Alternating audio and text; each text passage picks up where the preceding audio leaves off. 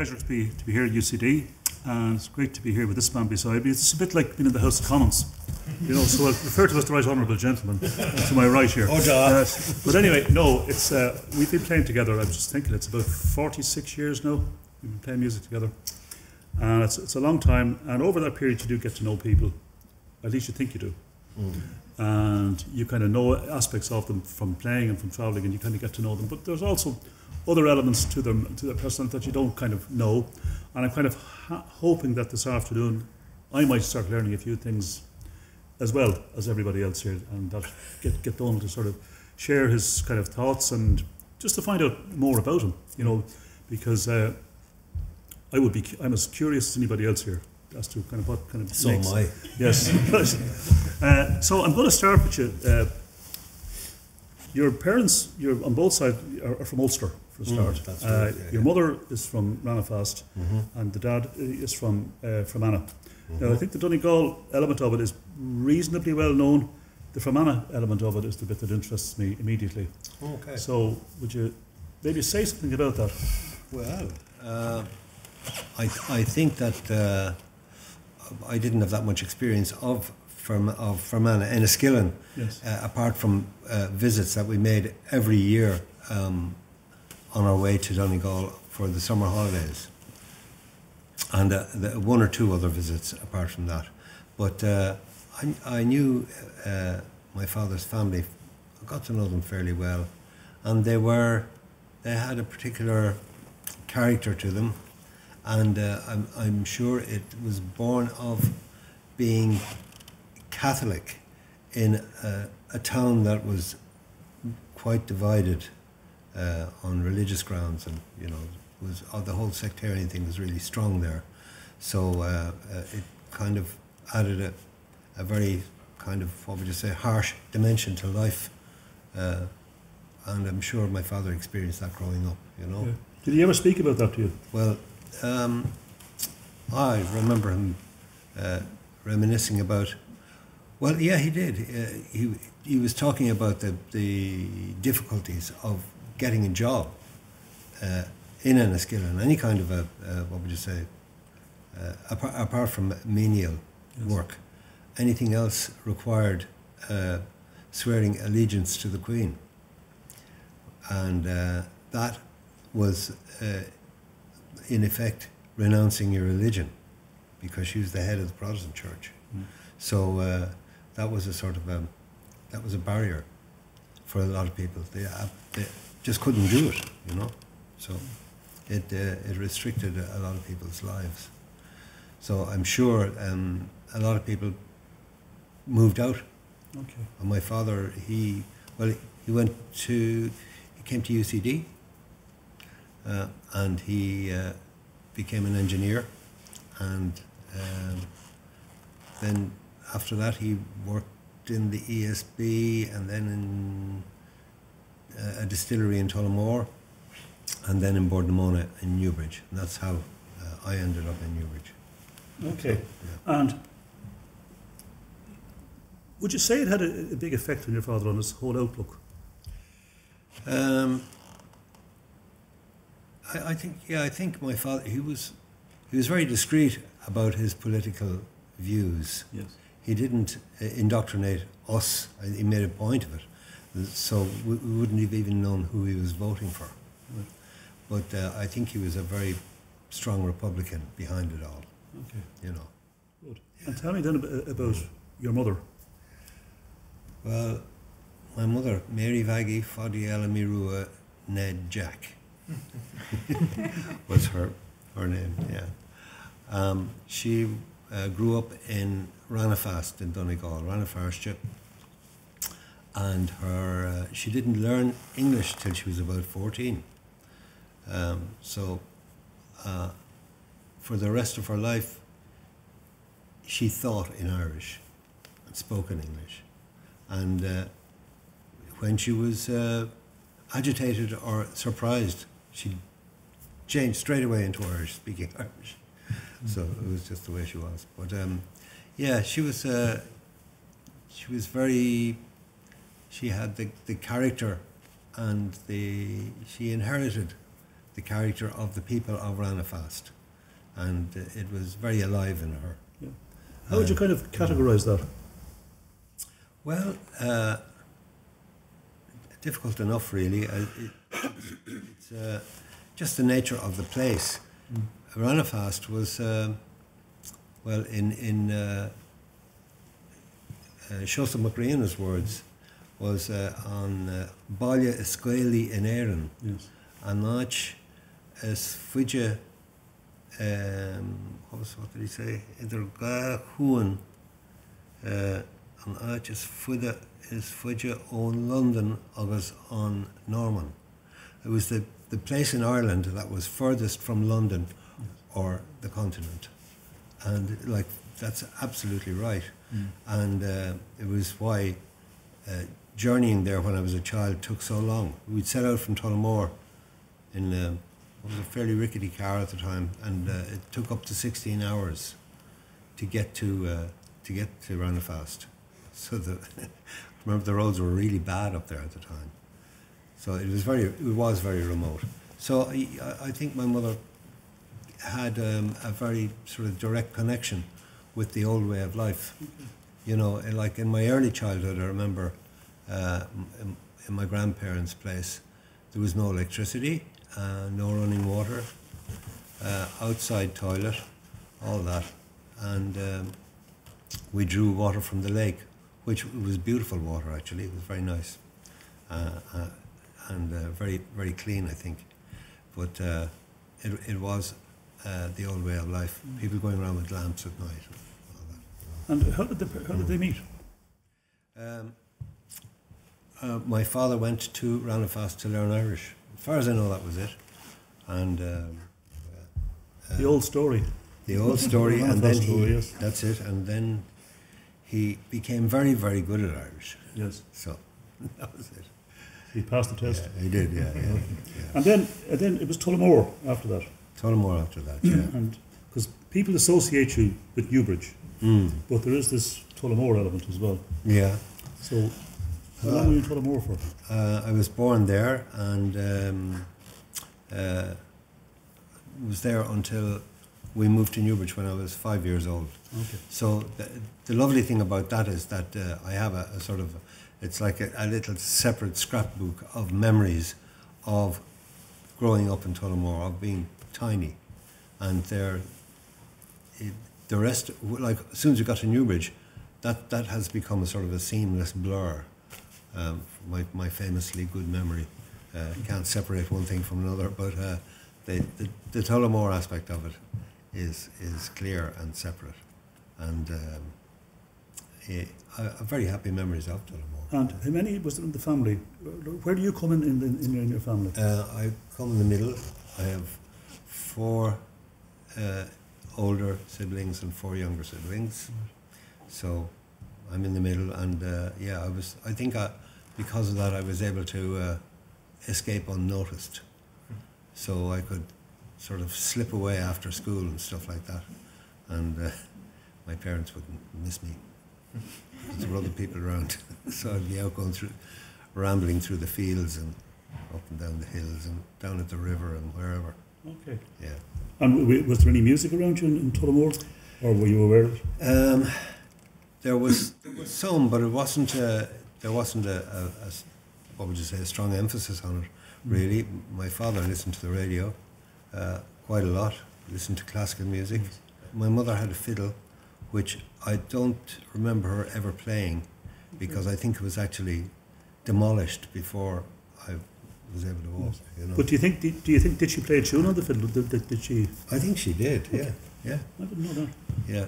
So that's interesting. And yeah, it was it sort of it never had any, if you like, importance, because I mean I don't think it survived after Tullamore. I don't think it actually came to Newbridge. Right. Probably might have been fired out. Yeah. Reduced to Matchwood. All right. Well, will we play a quick tune now to get? I do, yeah. Okay, what will we do? Will we do the Miscovered Mountain? Or? Yeah. These are just 2 jigs. The first one is the Miscovered Mountain, put together by a man called Junior Cregan, who is from West Clare, from Mullock. Lovely just man. Outside. Any of you who've been to the Willie Clancy Week? It's just a couple of miles outside. and he was a great storyteller, great man who lovely fiddle player, and he sang songs. He kind of everything. He was a farmer, but he had all this wonderful sort of store of music and folklore, and he had a gift for sort of fashioning tunes. And this is one of them. It's kind of it's related to a sort of a Scottish tune, if you like, but it's Junior's sort of shape on it. And the second tune is a tune that we used to play together many years ago in the Bothy Band called the Old Hag You've Killed Me. So we'll just give them a quick one. All right.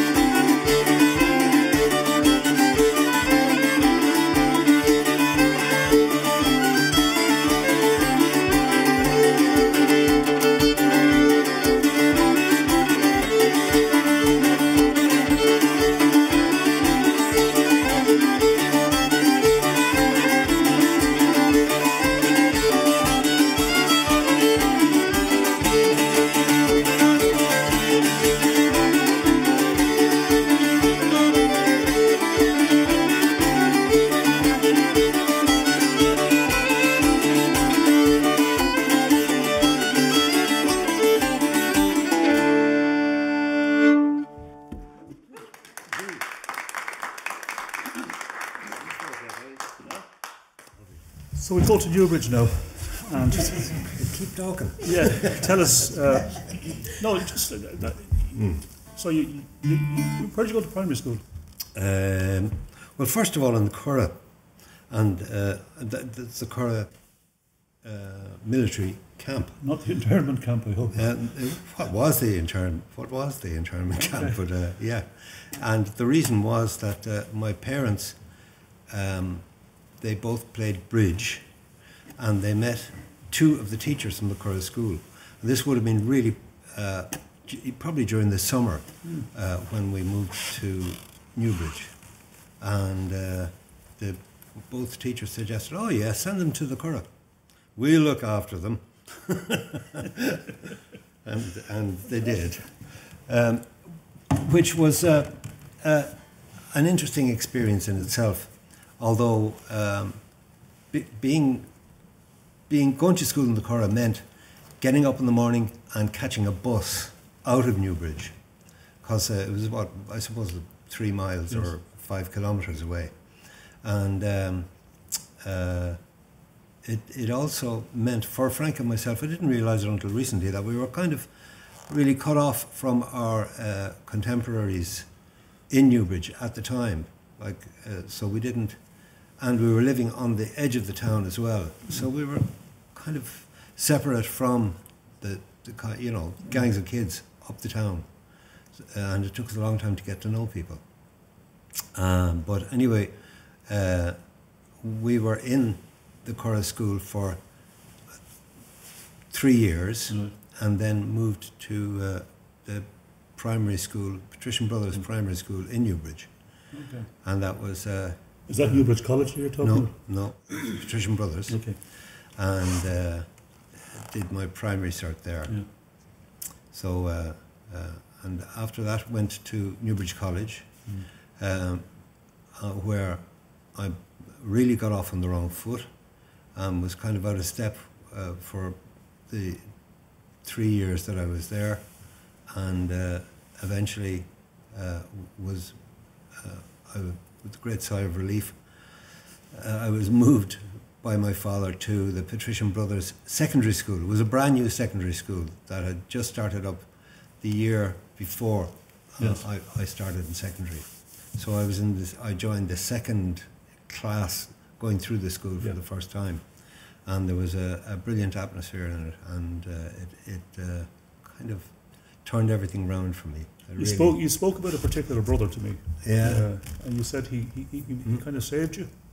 That's true. Yeah, a man. His name was Brother Morris, and I really was a complete dissolute when I came out of Newbridge College. I hadn't even learned how to learn, and there was just a profoundly different attitude towards me in the Patrician Brothers School, and this man was at the centre of it. Very, very fair-minded, and just a brilliant, compassionate man who treated people very impartially, and but if you like, established a great environment for me.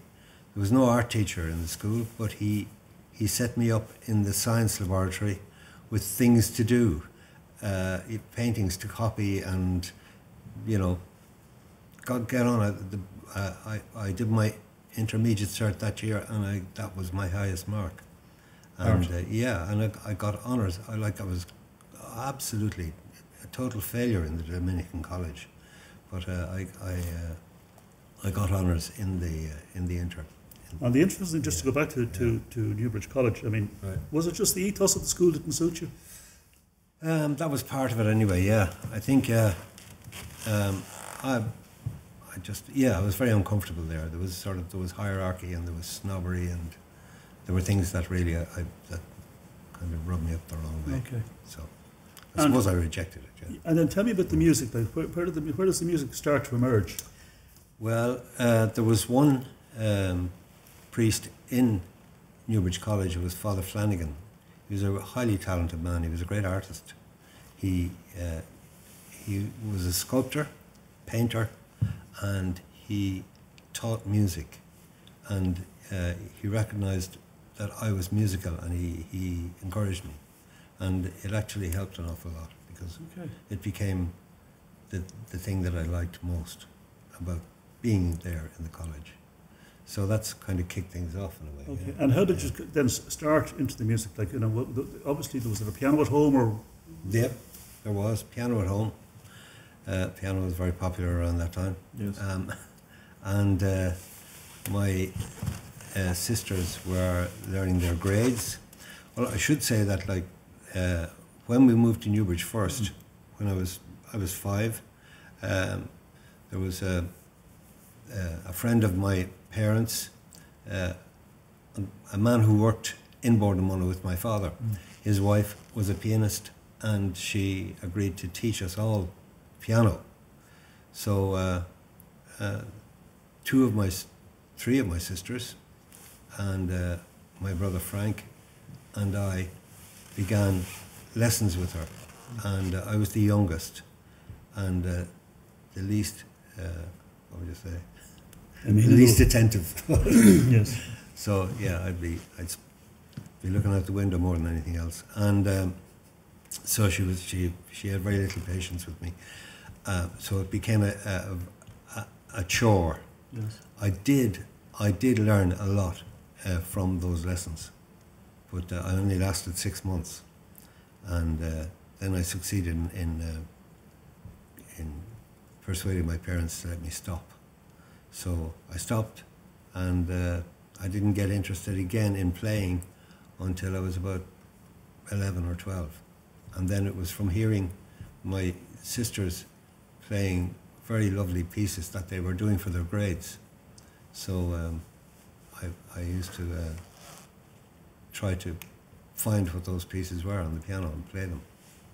And I was able to mimic what they were at. Okay. So that was, it became a challenge. Okay. Good. And then you started, you were obviously listening to music as well. So what sort of stuff were you listening to? Pop music. Yeah, okay, but give us a sense of who were the pop stars at the time. It was anything and everything. Yeah. I'm not sure when the Beatles kicked in, but it would have been just rock and roll. Yeah.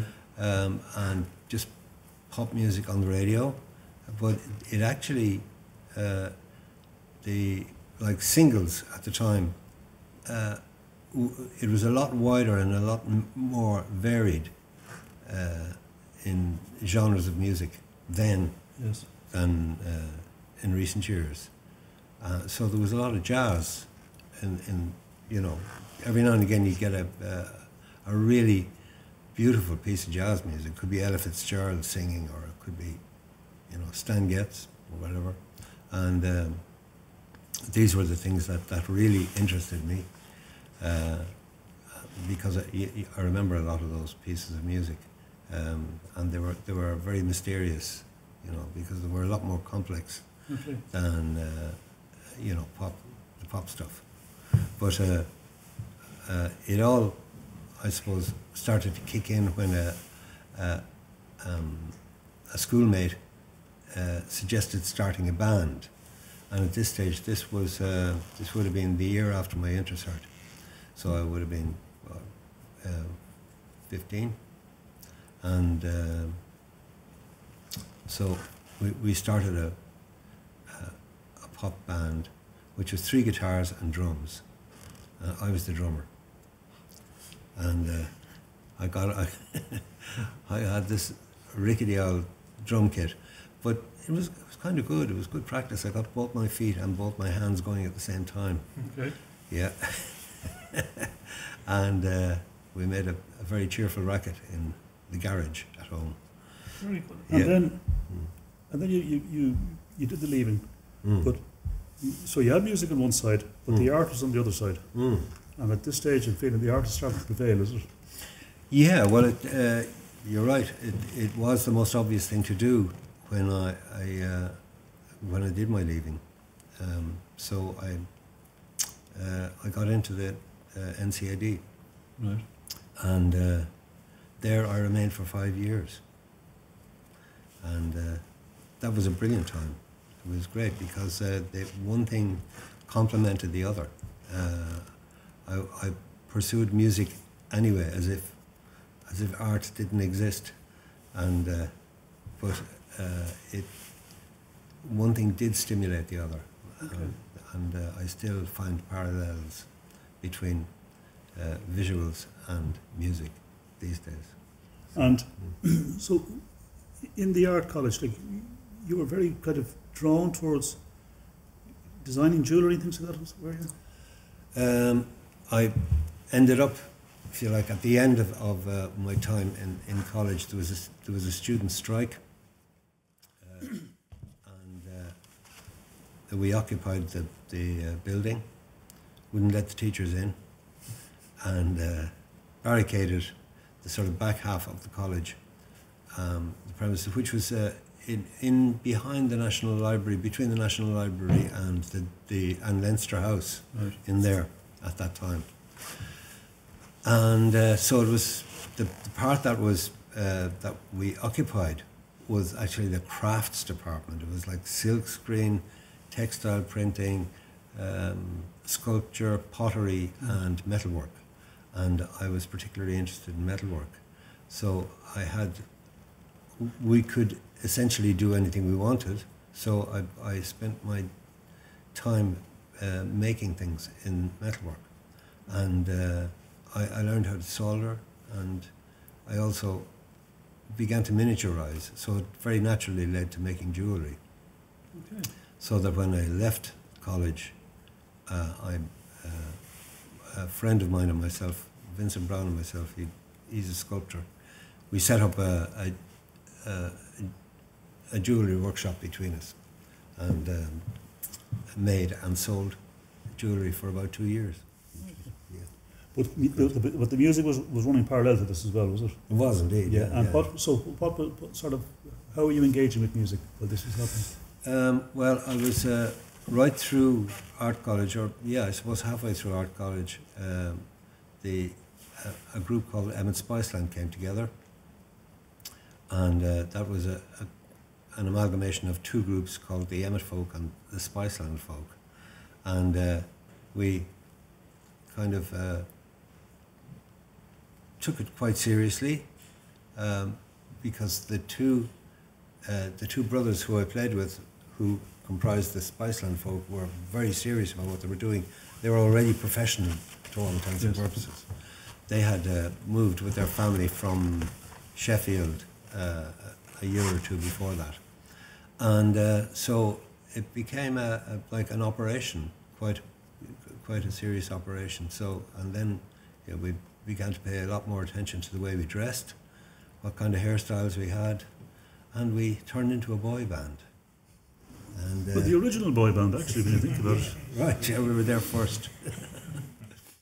But we didn't know it at the time. Anyway. The term didn't exist. It's true, yeah, it's true. But, and you did then, you had a very, very, kind of reasonably good, a big hit with the Mary from Dunlow. That's right, yeah. Which was a song out of Colin McLaughlin's book, Irish Book of Irish Ballads. Yes. And Mary from Dunlow. And Dunlow happens to be like 10 miles from where my mother came from, in Donegal. Mm. And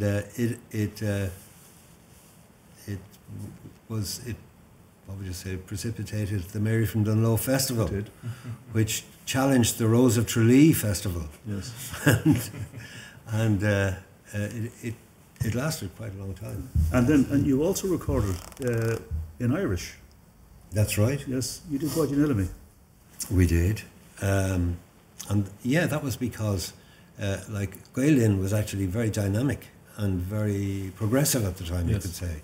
Now they had a string of, I thought, ill-judged pop in Irish, which didn't really work. Yes. However, they very quickly, I can't remember how we became involved, but it made good sense at the time, and we recorded several singles in Irish, and they were quite successful. Yeah, they were. Because I can remember as a kid listening to them and being amazed and in wonderment of on RTE Radio 1 to hear a song in Irish with accompaniment.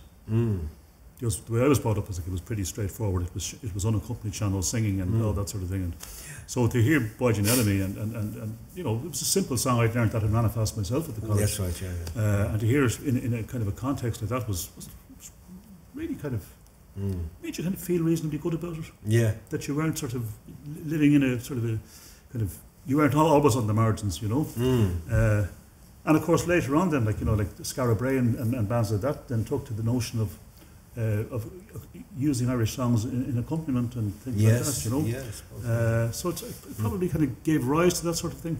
Would have helped, yeah. Speaking of songs, would you sing one?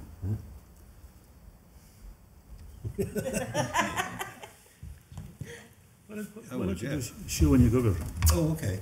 And, there. It's a noble call. Noble call. Right. Yeah, okay. Shooing You Ever is it's a song from the region and from Donegal, and I'm quite sure the first person I heard singing it was my mother. And it's a story of a boy and a girl and the lack of a dowry, which ultimately doomed their connection. So, oh yeah. Do you want to do this? I do. Go for it. Go for it. Yeah. I wrote an intro for it, which I named after my mother, Mary Rogers. So, right. Okay, there you go.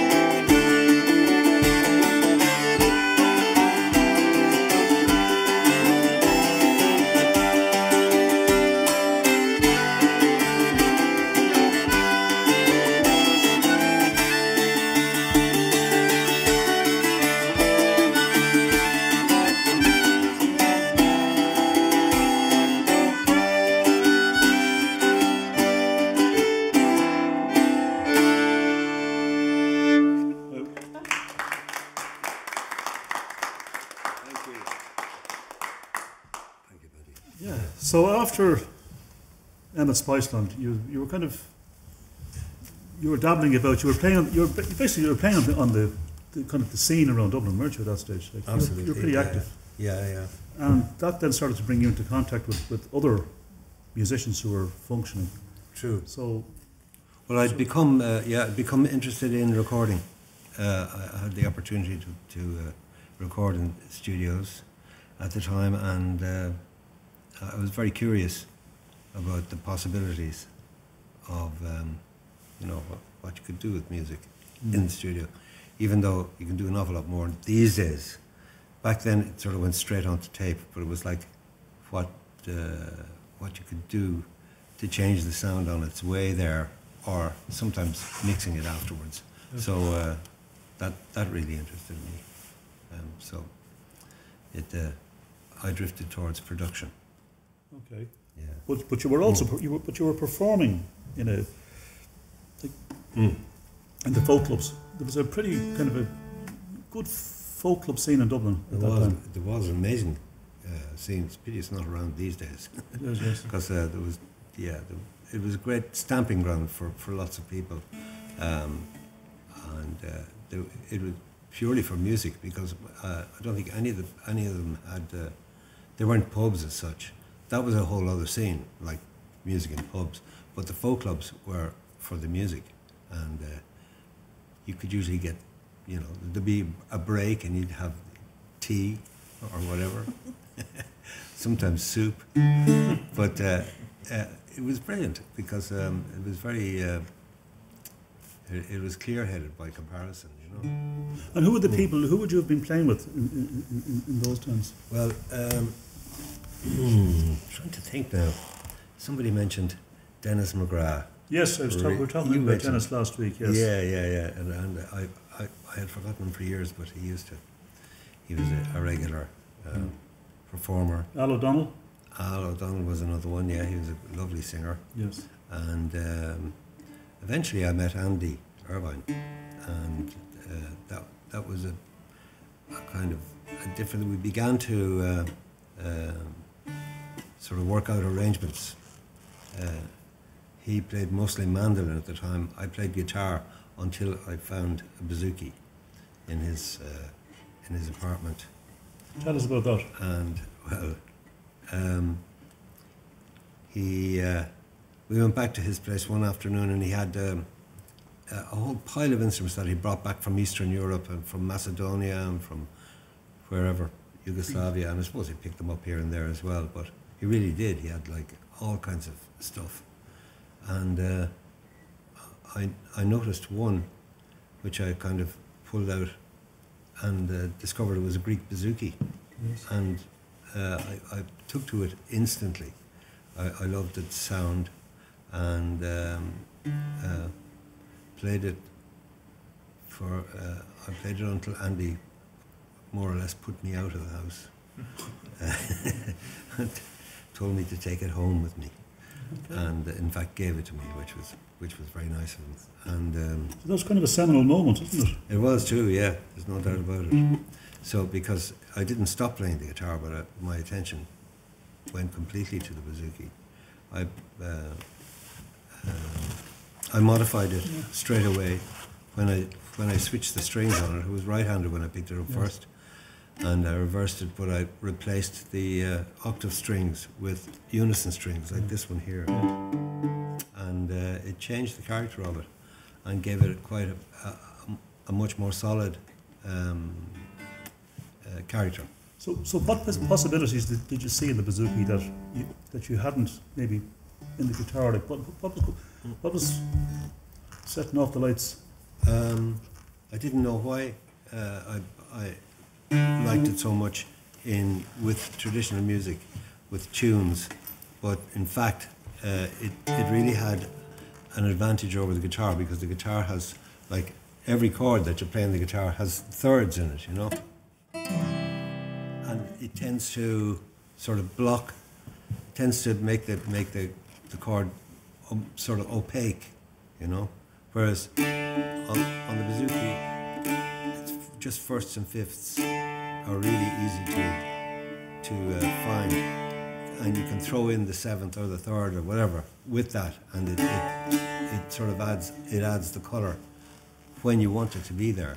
And meanwhile, the tune goes on, and the bouzouki, well, lets it through, you know, without colouring it too much and without you're like, yeah. I didn't understand that at the time. I just loved what. But it was obviously you were naturally being sort of drawn to it in a particular way. Yeah. It's interesting because the first time I met Dónal was I think in about 1972 in the basement of the Shelbourne Hotel.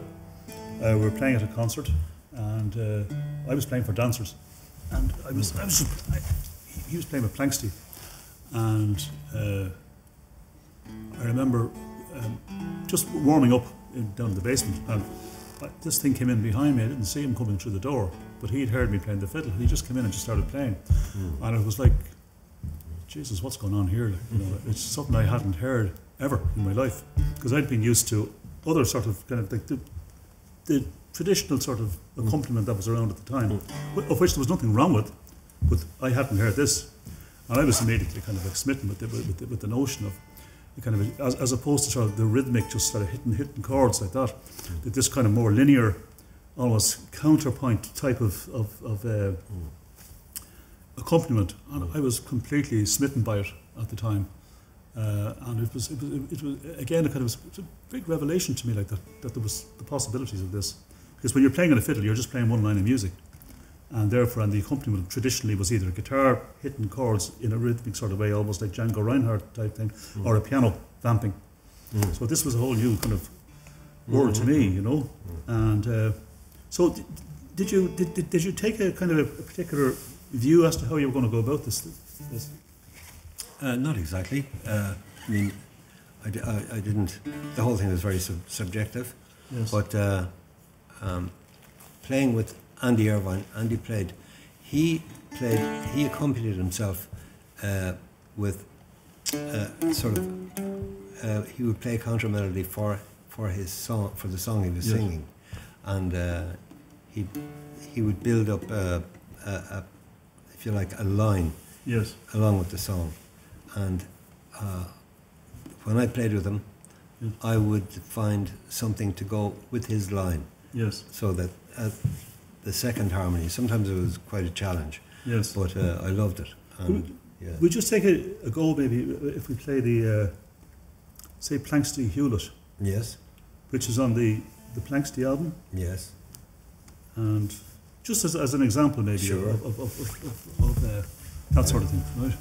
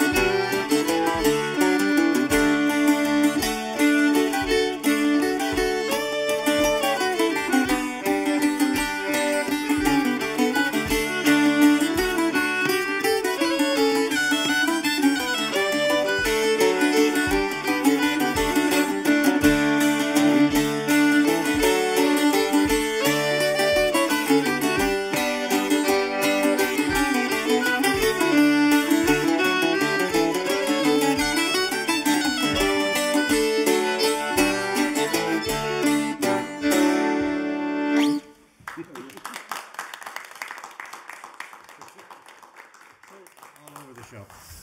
No, but it's kind of it's a whole completely different approach. Yeah, I suppose so. It was very, very different to anything. And I mean, and I'd been playing as well in other bands that were playing sort of harp music like that, and the accompaniment was pretty still, fairly predictable. Yeah. So that was kind of very exciting for me as a musician to encounter that. But yourself and Andy then were playing, and then you just kind of led to Planxty. Yeah, sooner or later, that's right. Andy and I, we started a club ourselves down in Slattery's, in the basement of Slattery's. We called it the Mugs Gig, because the Mugs Gig, yes. The Mugs Gig was the mugs who play there never got any money out of it. Yes. Yeah, it was tiny. I mean, I think you could get maybe 50 people into the basement. Then it became a fire hazard. Yes. But it was brilliant fun. And Christy Moore, then he who is a schoolmate in Newbridge, although we didn't hang around together really, although we used to see each other a lot when I was learning guitar and Christy started learning guitar, and it would have been around the time that the Clancy brothers were at their height, and everybody wanted to sing ballads, and Christy wanted to sing ballads, and he was after it with a vengeance, and so we used to share chords on songs and stuff like that. Anyway, when Christy, after secondary school, he went to the bank. He became bank clerk, and he was stationed in various places around the country because that's what they did back then. Yes.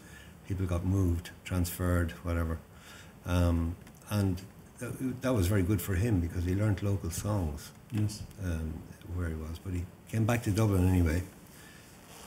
And when he did, we got a bed sit together, which was like over a pub in Pearse Street, and it was like true squalor.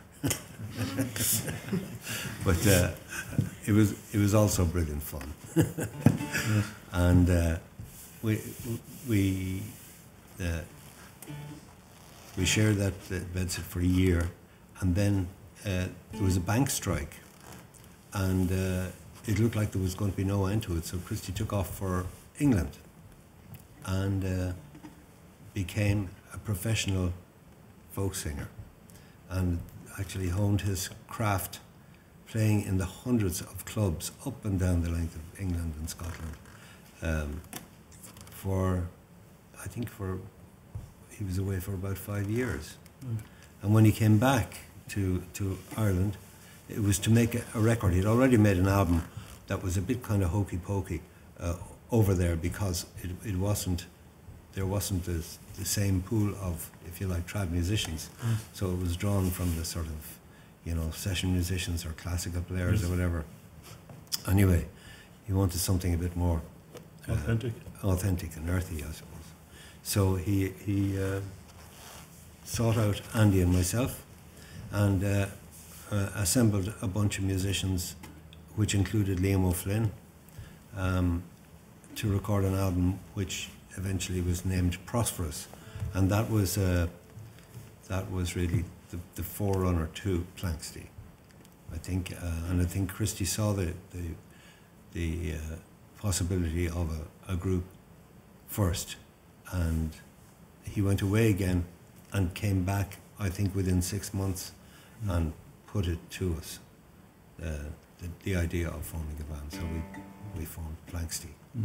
And as soon as that happened, I was still making jewellery in my workshop in Clare Street, and when I remember, I think it was Christy and Andy came to see me and talked about, going, maybe having a rehearsal or practice or something like that, I forget what, but I left and I didn't get back for weeks. It was like it was over. I no longer had time to do it. So the just playing music and being in that band took me away completely from. I think it's fair to say they took everybody away, like, because it was pretty, like, talking about the sort of accompaniment and things like that. We're talking about, this was a whole new way of going at it, wasn't it? Really, and it was also, I think, significant for the fact that it was probably the first band that was seriously blending the instrumental tradition with the ballad tradition. Yeah. And that really was important, and that's where Liam then became kind of like almost like the central, sort of a central figure in the band, because the pipes became a focal point, and a big part of the sound. That's right, and Liam, by his very personality and character, he was absolutely true to the music. So the question of modifying the music in any way never arose. It was like we played with and flowed around the music that he played, and it was a great discipline, because it was what it did was really, it helped me, helped all of us to understand the structure of Irish music, and to find ways to accompany it that work with it, yes. That flowed with it, exactly. So rather than there are so many possibilities in accompanying a tune, and pick a tune, any tune, and there are like 20 different ways of going through it harmonically, but there's one best way, and it was like to look for the best way for the tune was really the thing that we did. And like the most important, it was like we both played with Liam for many years, Liam had to feel comfortable. Yeah, that's right. He wouldn't do things that he didn't particularly like. He had to feel comfortable, and he was comfortable with it, and I know that because we often spoke about it. And that band became like seriously, kind of successful. True. It was. No, it was like. Never mind the modesty. Like it's a fact of life, And I mean, I was here in 1972. It was a concert over in Theatre L, and it was an extraordinary event altogether. 500 in the Theatre L at the time, and just the place, the roof lifted off the place. It was such the impact of it. But there's another element to that which I think, and I've often spoken about the Planxty concert, but there was one other element to that which I feel I should refer to, which is before Planxty took the stage, there was a guy called Tony McMahon, went on beforehand. Yes.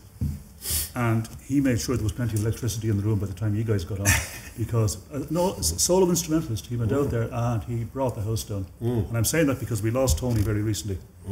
And we should always acknowledge that. But that was that was one very, very special evening.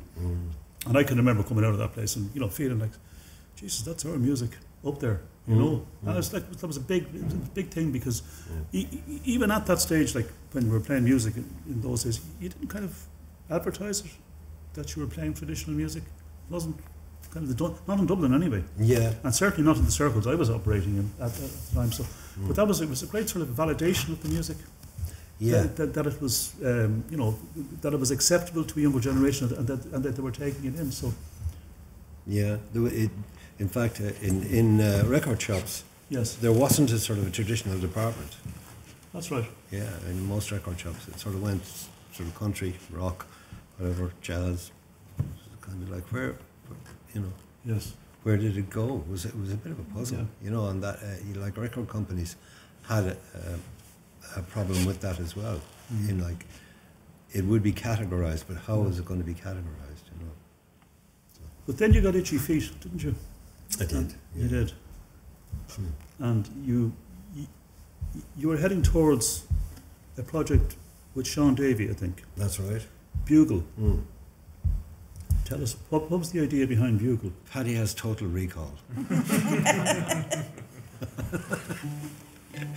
As opposed to my kind of ongoing amnesia.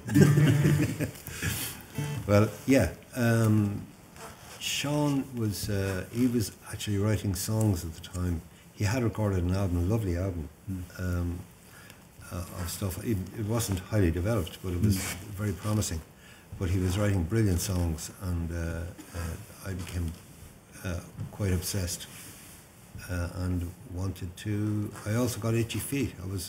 I hadn't, if you like, gotten used to the fact that the turnover of say repertoire of a band is quite slow, really. Yes. And things weren't happening quickly enough in Planxty, you know, I really wanted to move. Yes. And was it that you were kind of, did you want Planxty to move in a direction, or was it yourself, or what was it? a combination of things, I suppose. Yeah, it wasn't that I was. I was slightly. I became restless. Yes. I wanted to try new things, and that was a golden opportunity. Yes. It all kind of ran into the sand in the end. We didn't really have the opportunity to get out and play. In fact, we were probably too, or maybe I was too experimental, if you like. I borrowed a Fender Strat. I was trying to learn that, and with not great success. And I also got my hands on a Mini Moog, a synth, and it was the only one in the country at the time. And there weren't very many synthesizers around, but that utterly fascinated me. So I was trying to use that as well, and it was really kind of impractical. So, because of the setting it up and changing the sounds and all that, anyway, it made gigging very, very difficult. Performance was really difficult. So we became exhausted in the end, and went our separate ways. Okay. Just a small anecdote. I remember being in Heathrow Airport one afternoon, and I was waiting for my plane. I was sitting there, and who comes along but Andy and Dónal and Christy. Liam, you had to leave behind in Brittany. He was sick. Oh. And so anyway, we were having a chat, and you said, do you fancy a tune? You were there early, so I started playing a tune. We played a tune together in Heathrow Airport, and I missed my plane because I had to rearrange the flight. So that's just kind of, you know, just from those times. And then like we ended up doing a very odd kind of gig together around that time. And then 73 was the 21st anniversary of Gaelin. Oh yeah. And we were all playing down in a place called Ireland House. It was an exhibition centre and we were asked to do music in there every afternoon for 5 days for the week. And it was yourself, and basically it was people who were involved with Gaelin, who had some involvement. They were asked to perform at it. And so Dónal and myself and Micheál and Trina and Paddy Keenan and Matt Malloy, and we just started playing together at this thing every day, just to play a few tunes together. And we were knocking great enjoyment out of it, because we used to, it was between 12:30 and, I think 12:30 and 2 o'clock for the 5 days. And then we'd go across to a pub that was known as Sinnott's. And we'd go and we'd have a kind of a reflective pint there after the few tunes. And we thought it was going to be a great idea that we should put a band together. And that became the Bothy Band. Now we started off, the name of the band was Curran first, because the idea was that it would be a kind of a promotional band for Gaelin. And then it became known as Seachtar. And then we did a gig one night in UCC. And I remember we were out on the stage, yourself and Matt Malloy and myself, and we came in, and Tony McMahon was playing with us at the time too. Yes, yeah. And we came in, and back in the backstage of the Ola Max, and McMahon says, we have the name for this band, he says, the Bothy Band. Because they had been doing a thing on the long note about Bothy ballads. Oh, yes, that's right. And the whole thing of the whole sort of like the notion that a Bothy conjures up and Bothy Band, it just came together. So we all say, yeah, okay, we can live with that, and that was it. That's right. And then you left. well, I got the itchy feet then, but that was 18 months later. Yes. Yeah, But Tony left very quickly. Oh no, Tony bailed out quite quickly because he wanted to concentrate on his broadcasting, you know. and Tony was a great initiator of things. Yes. So he'd initiate something, and then he'd leave it, and he'd leave it. That was the nature of him, and that's why he was so kind of energetic. Yeah. You know, he could become bored by something very, very easily, having set it up, and he'd go off and do something else. But that was sort of a. Well, I can only speak for the first 18 months of the Bothy Band. You can speak for the rest. Right.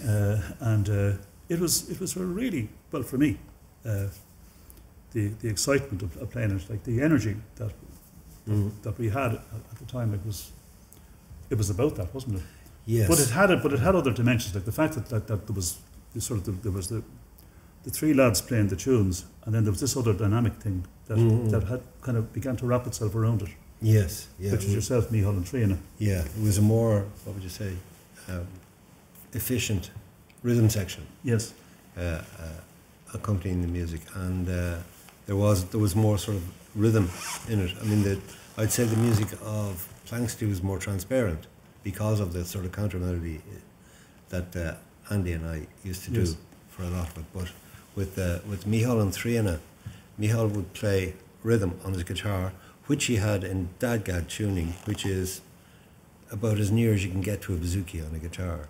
So it just, because that takes the thirds out of it, and it's the same principle, you know.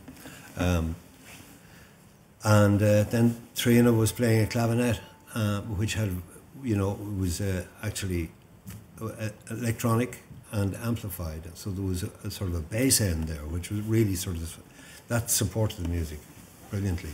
But Micheál and myself, what we did was we feel like we both played rhythm, but we interlocked so that we shared the rhythm. So it built up into quite complex patterns. Yes. But also the fact that we were playing rhythm and behind the three out front, which initially was Tommy Peoples, Paddy Keenan and Matt Malloy, who were all like greyhounds after a hare. Tommy came after me. Yes, that's right. Yeah, Tommy followed Paddy. When you decided to Tommy was in a band. There was another band before us called 1691. Yes. And Triana, Tommy, Peter Brown. Yeah. I think Matt may have been in it, and Liam Weldon. Yes. So there was, and we were all around at the same time in Dublin. So we were all kind of playing with each other at different times. So that was sort of kind of a nucleus of, and then like what happened with us with the Bothy Band, and then then Tommy then came in after me after 18 months. Yeah. Yes. Yeah. So, but the initial character of the band. Yeah. In fact, I should have said to you, Matt and Paddy, at the beginning, that like Micheál, Triana and myself were dug in behind you, and we were like dragged along because the pace of the music was savage. Yeah, well, we played pretty quickly, but also like we fed off the energy. That's my memory of it. And also the thing too is that another thing that really fascinated me, like at the time when I was really, like you were talking about singing in Irish, it was the type of songs that were selected. You know, like there were serious kind of like Donegal songs that were being put into a kind of a very, very modern sort of idiom, but with what I felt was in a very respectful way. They weren't being trampled. You know, so you had a song like I can remember as being one night we ran out of petrol coming down from a gig in Buncrana, and we were outside Monaghan waiting for the garage to open. We were wide awake, and I remember Micheál had the guitar out and he's singing "It's True" on that Will Manierin. Oh yeah. You know, it was a beautiful song from Tory Island, and that was on a later Bothy Band album. And other songs like Eragolga Balakliadu and things like that, you know. Yeah, so it was there was a kind of an interesting kind of connection going on between and I know that Matt and Paddy, and certainly myself, and I'm sure Tommy as well, like we were always curious about new tunes and trying to do things a little bit differently, you know. Absolutely, and like one of the things we did do that, well, yourself and myself did, was we brought into the house the notion of playing real slowly. Yes. And that came as a result, do you remember, we did a film. Yes. for Eamon the Butler. It was a nature film, and with Alan Feldman. Yes. Alan was the he was playing the concertina, and we ended up playing this tune, and then that came into the Bothy Band. So the kind of the notion of the slow reel sort of started to emerge. So we'll just try it, will we? Go for it.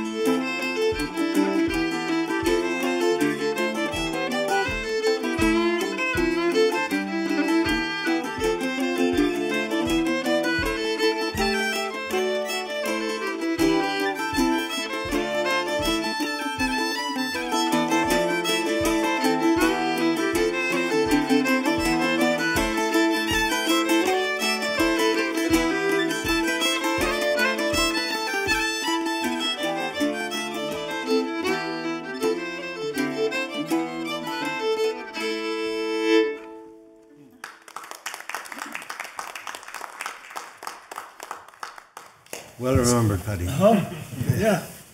But no, it's just interesting. The Bothy Band was a lot of energy, wasn't there? Like in every sense of the word. It's a great band. Yeah. But there was better crack too. It was a good crack had with it, wasn't there? Yeah, indeed. Over the years. A lot of travelling and a lot of mythology as well. People kind of stories emerged about Bothy Band that sometimes were not true. Sometimes they were, though, unfortunately. But it was an exciting time, wasn't it? It's true, yeah. It was good. But it was a hard band to sustain, though, wasn't it? With difficulty, yeah.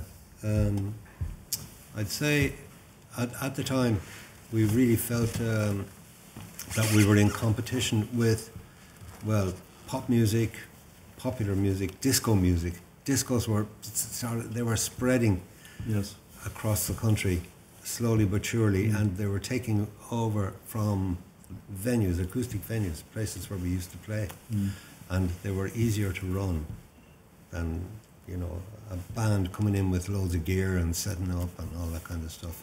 Discos were they took over really.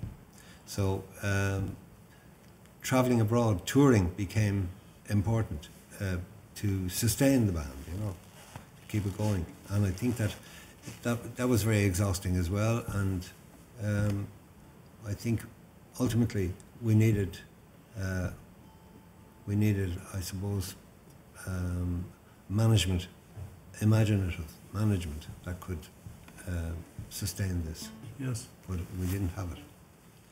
So it kind of it all came to an end at Carnsore Point. That's right. Yeah. At the nuclear. Get the festival. Ironically. Yeah. Just it all came to an end. Yes. And then where did you head for after that? Then, like, what musically, like, were you? I think what followed that was a reconstitution of Planxty. That was maybe that was the main thing that happened around then, and that was, if you like, an opportunity that Christy noticed. He was aware of what Liam was at and what Andy was at and what I was at. Yes. And he sort of said, "Hey, you know, we have the time and the space. Let's do it." So we got together again, and it had a different character to it in that we brought in other people to play with us. Matt and I, yeah. Yeah, Matt, Nullig Casey, Noel Hill, Tony Lennon, various guests, if you like. Bill Whelan played with us for a while, and it opened the music up more, and that suited me fine. I really liked the way it was going, but I wanted to investigate bass and percussion, which would have put the band in you know, it would have transformed the music of the band, but it was I knew it was very important to do it the right way, and I couldn't see how at the time. I was trying, but I couldn't find the instruments that if you like, that didn't change the character of the band drastically, because a double bass wouldn't do it. Congas, bongos, all those things, they all had their own sort of musical baggage with them. So none of them sort of fitted the bill. So it never really happened. I tried making a demo and sort of kept sort of running into a wall. But anyway, I mean, the guys knew I was trying to do this, and were waiting to see what happened, but nothing was happening really. I made a demo which wasn't it wasn't the right kind of thing, but Christy was interested in what I was at because he had a body of songs that equally didn't fit the, if you like, the character and style of Planxty, and he wanted some way to do them. So he asked me about this band. Said let's put something together. So out of that came Moving Hearts, and that grew from just the addition of. It started with Declan Sinnott playing electric guitar, and very rapidly went sideways to the direction that I wanted to go in, because the bass player, Owen O'Neill, superb bass player, but he'd never played trad music of any kind. And then the drummer was he played rock and jazz, and so it just galloped away. But I was kind of pulled along with it. I was fascinated as well, you know. But you also sat the pipes in the middle of it. That's true, yeah. I mean, pipes were really important. In fact, I wanted to combine pipes and sax. Yes. As a way to, if you like, just change the voice and kind of make it more contemporary, if you like, but having the sort of traditional streak through it. And that's where Davy Spillane came in, and Keith Donald on sax, yeah. And it was a very interesting sort of blend between the two of them. I mean, particularly on the Jim Page song, Hiroshima. Yeah, yeah. You know, all those wonderful breaks. Yes. You know, with the pipes and the sax are playing together. Like they sound like just two lads sitting in the pub having a tune. Like they're really serious, kind of coming together in unison almost. Yes, yeah. Of the two, you know. Yeah. It was good energy again. And that was also like you were stepping into the world of composition here too, weren't you? That's right. Oh yeah. Well, I did. I was very careful about, if you like, airing tunes. I remember I wrote a tune once, a jig, and I played it to Matt Malloy in a dressing room somewhere, and he kind of looked at me and he said, "Did you make that yourself?" Yes. And it was like, okay. Sorry. So he was right, I'm sure. I can't remember the tune. But anyway, yeah. It was it was an opportunity to write music. So but it was actually in the last days of the band, we had decided to call it a day. But we had a debt with the bank because we had a large truck. We had equipment and all that kind of stuff. And I realised that we had a half an hour. We had about 30 minutes of unrecorded music, of instrumental music. Yes. So between that and the fact that I was approached by two teachers from Galway University. They wanted to honour Paddy O'Donnell, who had performed a ceremony for them the previous year, and they wanted to thank him. So they asked me to write a piece of music for him, and that put together with the unrecorded music that we had, eventually comprised an album called The Storm, which was the last Moving Hearts album, and it kind of tied things up very nicely. Would you give us a blast of the Paddy O'Donnell? Are you up for it? I could. I will. I composed it on a keyboard, but and gave it to Davy Spillane, who played it on the pipes. But I didn't realise that it actually fit the bouzouki quite well. And I didn't find that out for years because I never played it. But anyway, here, I'll have a go at it. So this is just the air.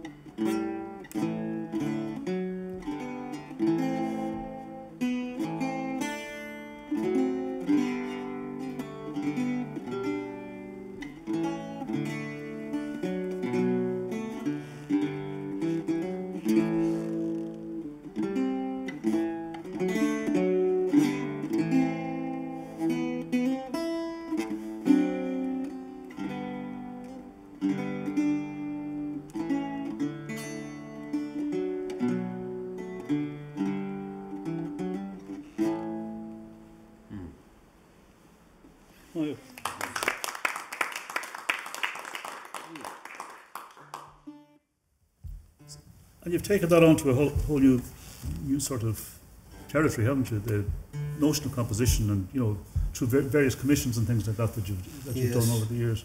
Yes, true.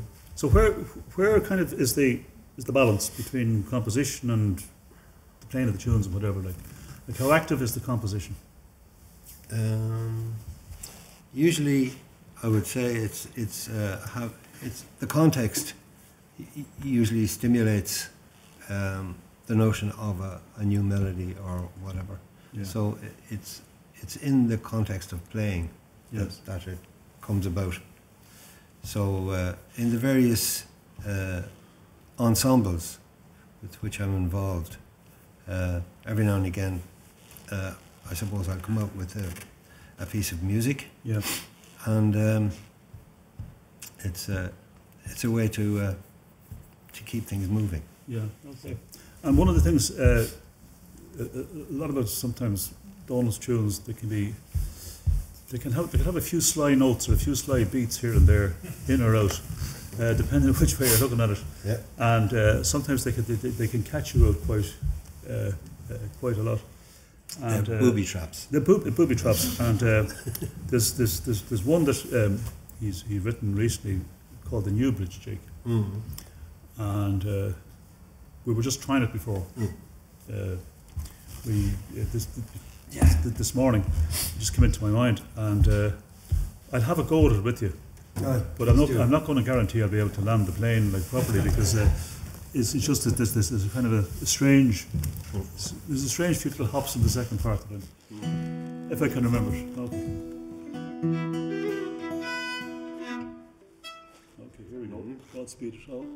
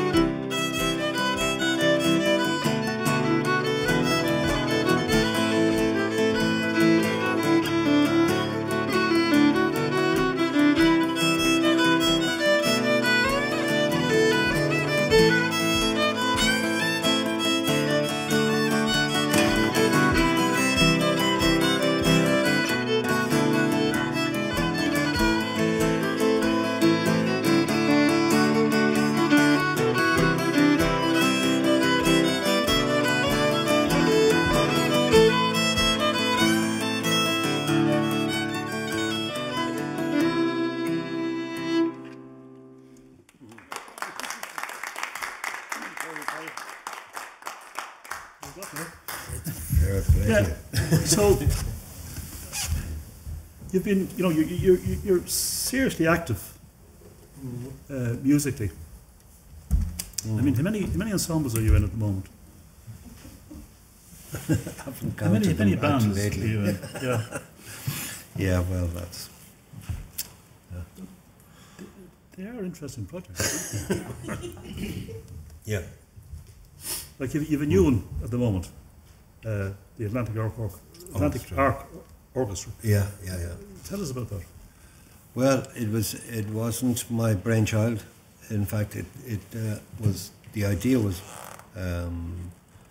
Jody Ackland's. Jody is she's a sort of agent stroke administrator, and she had the notion of a band comprised of people from the various Celtic countries, which is implied in the name, the Atlantic Arc, because sort of Scotland, Wales, Isle of Man, Brittany and Galicia, and she had a lovely wish list of people, and I think it was somewhere between 15 and 20 people in her first notion of it. But it very quickly boiled down to, it was really people from here and from Scotland. Yes. And we had a brief involvement with Sylvain Barou, Yes. who was a fantastic flute player from Brittany, but that proved impractical Yes. at the time. So now it's just Irish and Scots people, but there are 9 of us, Yes. so we nearly. That's a big outfit. It is, and it's yeah, like logistically, it's very. There are a lot of problems actually, Yes. to keeping it. But what is the musical ethos of that particular band? Kind of. I don't know. Or is it something is it a work in progress at the moment? I would say that it's like most ensembles of this type. Yes. They're like a character will emerge, whether you like it or not. A musical character will emerge, as well as the collective personality, Yes. which is something else. But it has a character that really appeals to me, and I think it's got real possibilities. Yeah, good, So- good. You've just recorded an album, have you? Yes. Good. We have a little more to do on it, which we'll do after Christmas. But Yes. yeah, it's coming along nicely. There are 2 good singers in the band, 2 great singers, Pauline Scanlon and Charlotte Henderson. And yeah, interesting. That's good. That's good. Yeah. So I'm going to ask the people here if they have any questions for you, but they'd like to ask you because it's all yours, guys. There's one there. Yes. Fascinating to hear the two of you in conversation, and it's been great to learn so much. Just wondered, what struck me, you were talking about Donegal and fiddling and also your craft. I wondered, did you ever come across Eamon O'Doherty in your travels? Yes. Northern fiddler, Yes. great sculptor, great music man. Yeah, absolutely. Yeah. Well, you mentioned that slow reel. It was Alan Yes. Feldman. It was Alan Feldman who was the co-author of the book Yes. that we did that with. And Eamon was one of these people who he was always around the scene in Dublin. He was very, very much in, he'd always be at all the sessions, he'd all the clubs at that time, and particularly around Slattery's in the 70s. So we kind of got to know him. He played a bit on the flute, I think, and he was a wonderful enthusiast for the music, and he was a great mate of Andy Irvine's. When I found the bouzouki in the pile of instruments in Andy's room, we were in Eamon's house. Eamon and Barbara, they had a house on Marlborough Road, and Andy had a room in it, and it was an amazing place.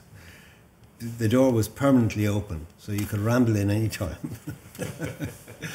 And they were very genial people. He was a great character. He was like he'd be larger than life, Yeah. And Wasn't he the artist on Olivia Plurabelle? Yes, yeah, and Jacuzzi into Jacuzzi. and the hooker in Eyre Square in Galway. Yeah, which is just sort of slabs of steel. It's great. Yeah. But there seems to have been quite a lot going on in terms of overlap between all of the arts. Yes. So you guys were musicians, but you were the writers and the yeah, we were all hanging out together. We all Yeah. found a kind of a common ground, and artists from other sort of disciplines, writers, everything were coming to the folk clubs, and we were being asked to go to openings of exhibitions, and I got to know a lot of visual artists through the music. I wouldn't have known about it otherwise. People like Paul Funge, Yeah. and Paul Funge then became, he created the Gory Arts Festival, Yes. and that did wonderful work. Like the energy in that, I remember playing there with Micheál O'Sullivan, Yes. in the early days with that, and it was Paul put that there, and he'd have these exhibitions, and getting to know sort of the work of other artists like Martin Gale and people like that who were, but we were all sort of crisscrossing, and it was a wonderful time, very, very interesting. And you weren't as compartmentalised as it seems to be now, so it was great energy. That's right. Kesht. Kesht. Tom. Kesht. How many albums have you produced as a producer? The And supplementary to that, Do you regret the fact that people are not employing producers now to make records? Well, that's a compound question. For the first part of it, when I mentioned Paddy and Total Recall came from a book by Philip K. Dick called We Can Remember It For You Wholesale. Yes. Well, I need somebody to remember it for me wholesale. I've no idea how many albums I've produced. I've no idea. I don't even know if it's which side of 100 it is. But it's, yeah, a lot. But you became very immersed in the whole thing of production. Yes. Over the years. Yeah, it's true. You know, you enjoyed the studio. Oh yeah, still do. Yes. Yeah, well, it was, the first iteration of Planxty was we had Phil Coulter and Bill Martin, who were the production company, and he didn't really have a lot of input. I'm sure he had a benign influence on how we sounded, and he had an engineer who was very good, and they had a good relationship. So you know, that was good. But you know, I didn't learn anything about production from Phil. I didn't know what a producer did when I started. I thought, oh, okay, quality control, you know, are you in tune? Is it in time? And that is a factor, but there are more elements to it than that. And it took me a while to learn and to get the confidence to make suggestions. And then to get to the point where when you, I like listening to somebody to get ideas about what they could do, you know, that kind of thing, which is the sort of, I think, the function. It is part of the sort of creative function of a producer, you know. So the notion of identifying potential. Yes.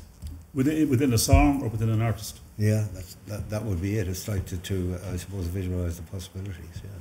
Yeah. Would be important as well. Yeah. So. Now the second part of the question, Tom. What was the second part of it? I've forgotten already. The lack of use. Oh yeah. Yeah, I think that the sort of flourishing of the digital era and the fact that you can have an infinite number of channels on a virtual studio in your bedroom or, you know, in your home on your computer has two sides to it. And it's a brilliant creative tool. It's something great to have. But the negative side of it is that the quality has plummeted, the quality of recording, because people don't, you know, I mean, a lot of people when they're starting out, it's like, okay, I can make an album, yeah, and it's like, get a mic, yeah, you know, plug it in and get sort of reverbs and put all that together, and it ends up on an MP3 on Spotify, which is like a library of postage stamps.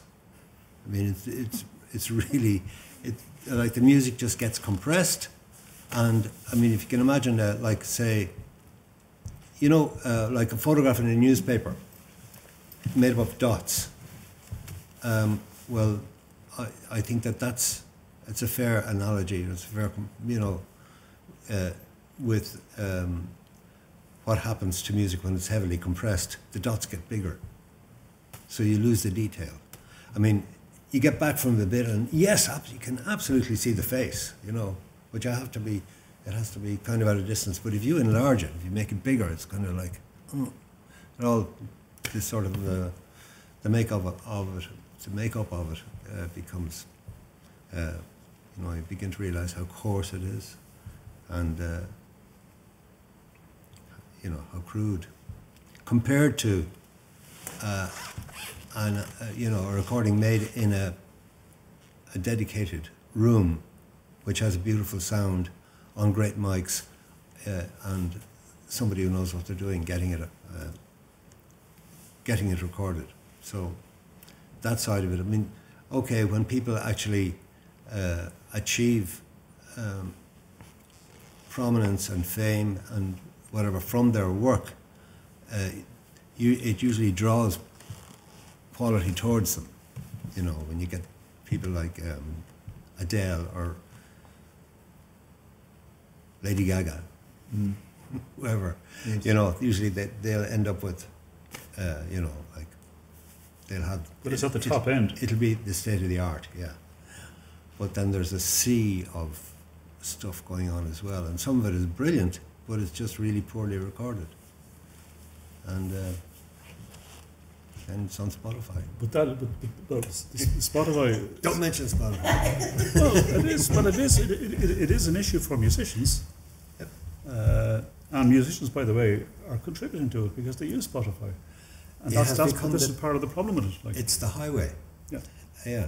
And when you consider that Spotify is really, it's like a net on the internet that has caught the music of the world and now sells it back to the world for $10 a month.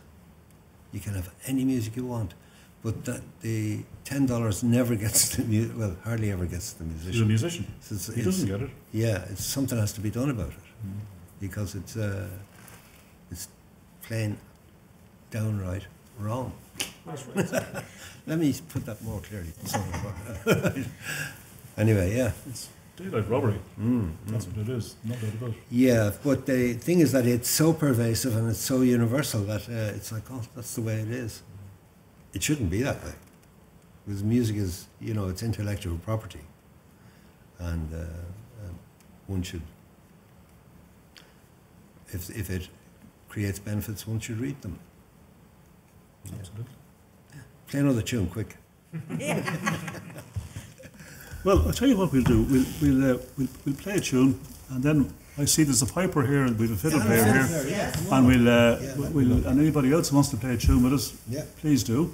We'll just play a quick one, but just We'll before play one while you're talking out. while you're right? talking about, but just before that, I just want to say a big thank you to Dónal for sharing himself with us today. I think it's been really interesting. I learned a lot of things today that I didn't know, despite the fact that we do a lot of talking together. This is true.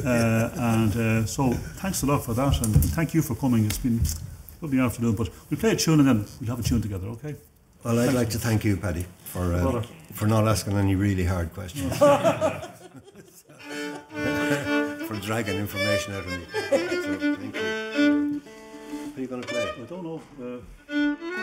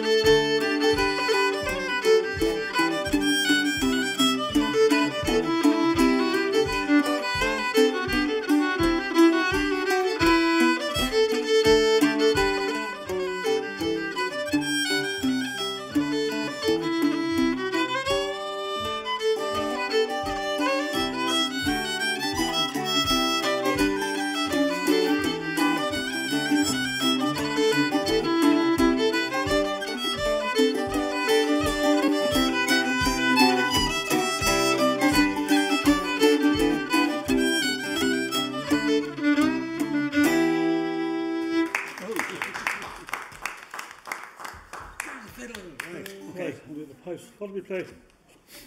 Put in there. No. Do you want to see a box over there? Box here, yeah. Why do you And, got a box? you want to open it? Yeah, why not? Great. Ta-da! Great. Jump over the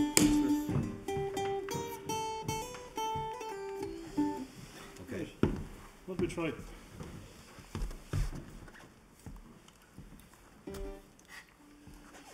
Pikachu. Do.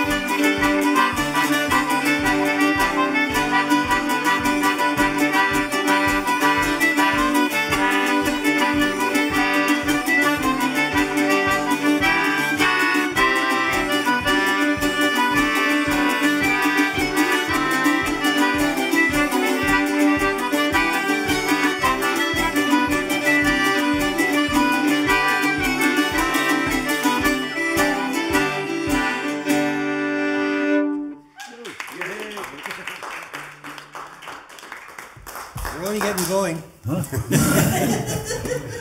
Right, another tune. I'll kick off. Do you want to call one? That was a good call. What's that tune called? I'm really bad at tuning. Yeah, we're all the same. Every tune, Brendan Brannock, the collector, who worked over in the Folklore department, he came up with the piece of useless information that every tune has 2.3 names. Some tunes have loads of names, depending on what part of the country you're from, so it's impossible to remember them all, and they're only a sense, really, they don't relate to the tune themselves. I mean, the tune like The Boyne Hunt has 97 names, it was counted. Really? 97. So, what chance do you have, you know? So, yeah. Forget that I asked. Yes. Let me try. Do you want to pick one?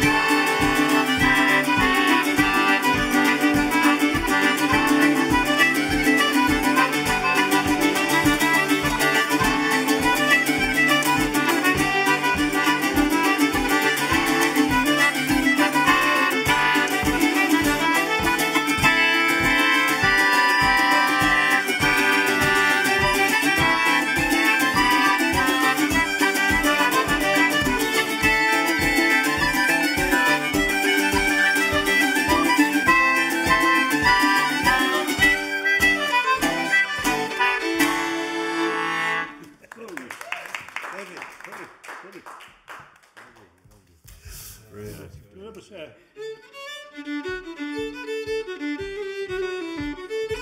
finish with that. Is that it? Yeah, that's it. Right then, okay, I'll give it a lash.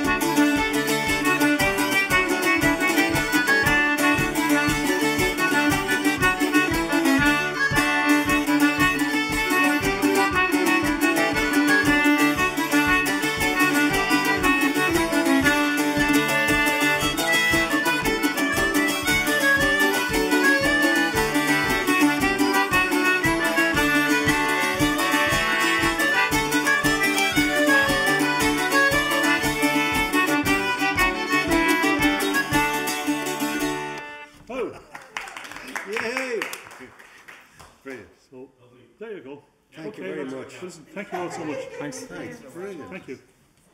Thanks for playing with us. Thank you.